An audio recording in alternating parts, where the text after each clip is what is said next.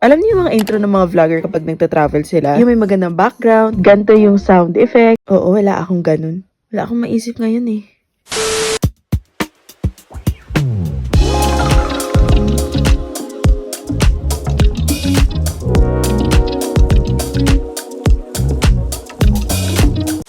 Nauna umalis si Mami tsaka si Baba, which was a great idea. Ayaw pa nila nung una kasi gusto nila hintayin yung visa namin para sabay-sabay kami umalis. Para family together, plain forever. Naisip namin, pag hintayin pa natin yung visa namin, wala talagang pag-asa, girl. And true enough, after 1 month pa nila na pag-stay doon pa lang dumating yung visa namin. So ako lang, si Aman, at saka yung aso namin. Kami lang ni Roscoe palagi. And I also had time to go to Manila para mag-attend sa graduation ni Mami Shai. Congratulations!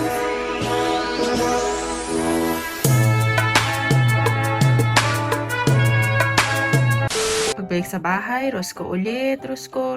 Tapos yung isa ko pang aso, ayan, nakadamit pa yung aso. And then I had to leave Roscoe again, this time with Borno. Tingnan nyo, oh, pumuntang Manila, walang bag. Mukha lang siya magko-commute. I mean, di naman illegal na wala kang bag, pero ang funny lang, parang saan punta natin, be? Boy! May lago-lago ba? May kasama kaming taga-immigration. Parting ng mga static. It was really fun. Although super na-stress kami sa mga documents na kailangan namin para umalis. Kasi yes, eto na yung time na aalis na kami. It wasn't so fun. There's a problem with our passport sa like booking and some shit like that. Hindi ko alam. Hindi ko na din tinanong. Hindi ko na i-overthink. Sila na bahala kung pwede ba kaming sumakay sa kanilang munting eroplano.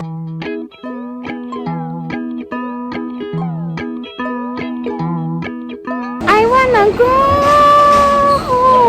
I wanna go! So, check-in pa lang. Hindi na kami makapasok. I love it! And ang haba-haba ng pila sa immigration. Travel vibes. Ang flight namin is in 2 or 3 hours. Immigration takes about 2 or 3 hours. So, I guess, paunahan na lang sa takbo sa aeroplano. Yan ay kung makapasok ka. Mukha na ako magro-roro papuntang Iloilo. Pero okay lang. Kahit anong outfit mo naman, tanggal angas mo sa immigration. Finally checking in. Wala nang tao sa pila. After 4 hours. After 3 hours. Di kami magkatabi ng seat pero okay lang, at least makakasakay kami. Yes, what bitchacho. Lahat ng documents na pinrepare namin, hindi hinanap. Ni isa, hindi hinanap. 3 days, wala kami maayos na tulog. Pati sila ni Mami at ni Baba dun sa London.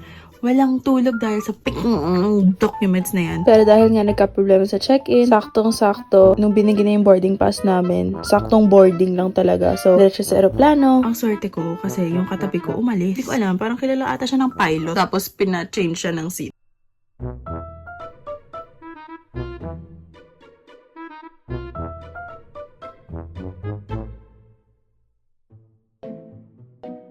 So I had 2 chairs to myself. It was very big in space. I was very excited about that. Nanood lang ako ng Turning Red, kumain ng airplane food, and minded my own feeling business class moment. So, sobrang tagal ko nang hindi sumakay ng aeroplano. Natakot ako sa airplane food kasi ang dami kong pinapanood na YouTube videos sa parang, airplane food is disgusting. Pero nung andun ako, okay naman pala. Oo, audible naman siya. Audible! Okay naman siya. And of course, di pa din ako natulog sa aeroplano. That's one thing I could just never learn. But what's important is, ngayon nasa Riyadh na tayo, sisters.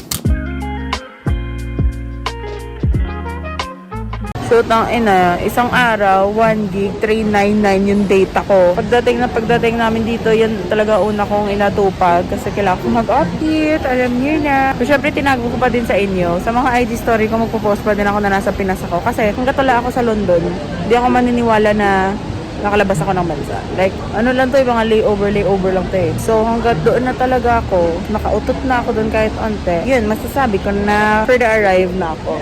Wala kaming mga pera. Actually, meron naman, pero hindi sa currency nila. Hindi din namin alam kung ano yung currency nila. Baka tokens. Baka wolf tokens. So, sabi namin, paano ba magpalit ng pera? First time kasi namin na kami lang dalawa.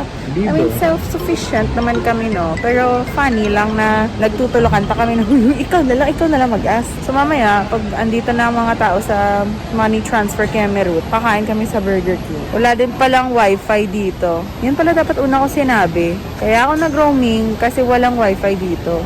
Meron naman natang free something. Pero yung site nila, Diyos ko, hindi naman nasa English.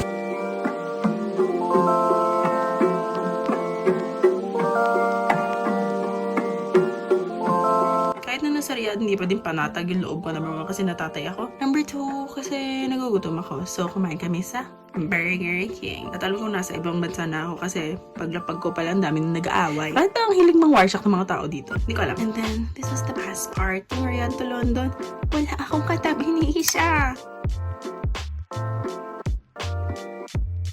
Sabi ko pa, ba't ang layo ng seat ko? Tapos, wow, it was the best pala. Malapit ako sa CR, wala akong katabi. Nakinig ako sa Rex Orange Coffee. At before you know it, nasa Pasay na ako. Charot. Nasa London na ako, Bax. Pagkatapos na ng immigration, doon ako naniwala na ando na talaga ako. And I have made it to my final destination. 너만 보면 감이 자꾸 투정을 부리게 돼. We're going there, we're going there. What do I do? Think on my tune. Huwag na po natin pag-usapan yung train ride pa uwi because it was not nice. Enjoyin yun lang yung view. 예쁜 얼굴은 지푸둥해진 날 지겨워서 내 화를 Once we got there, nag-prepare ang lola ko ng cutlet, my favorite. Medyo hirap na siya magluto pero talagang nagluto pa din siya para sa amin. Kahit alam ko super shaky din ng hands niya, mahirap na talaga. Pero nagluto pa din siya. I love her so much.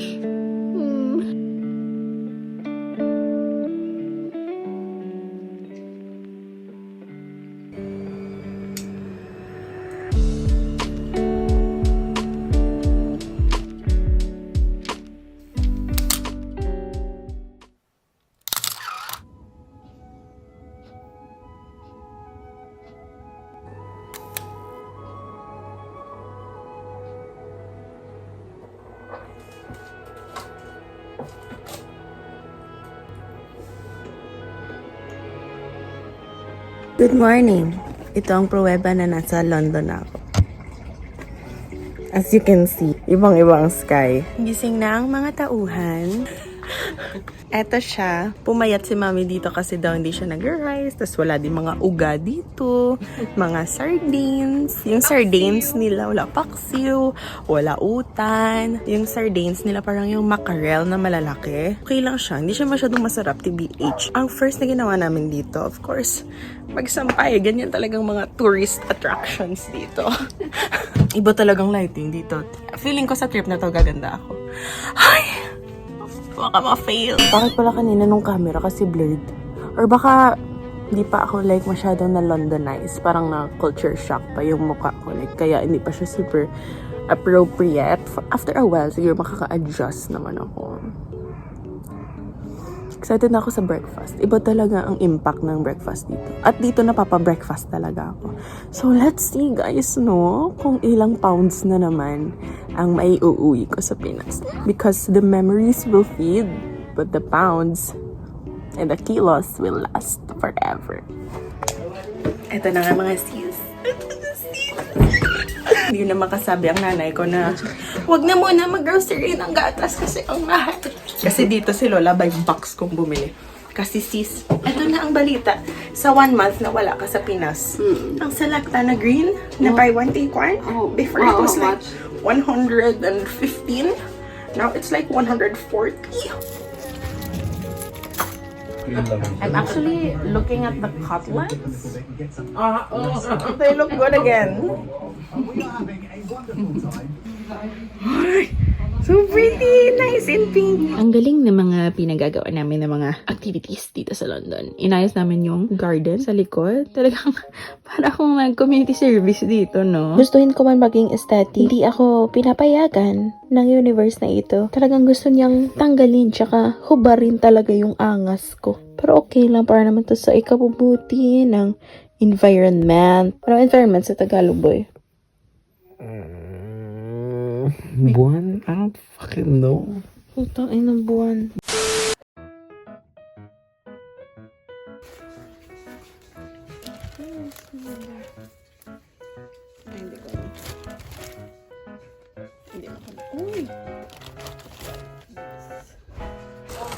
Paano mo ginuksan? Boy. I like your mobile. Mine? It's iPhone 11. What's yours, Mama? Mine is Isn't yours iPhone? iPhone 13. 13!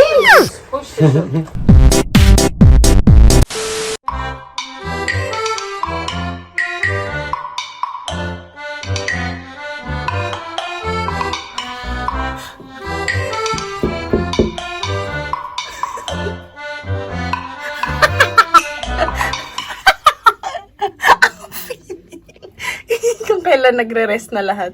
Pero kunwari siya lang isa nag-work. Yan ang progress sa garden. Yan ang ginawa namin today. Hindi na kami pala makapag-grocery kasi lapit na mag-7. Yes, sis. Ito na yung sunset. First time sa buong historia ng UK. Ang panty ko. Buong historia ng UK na nag 40 degrees Celsius. First time nila maka-experience ng ganito. Tapos sakto pa nakakarating ko lang. I'm so sorry.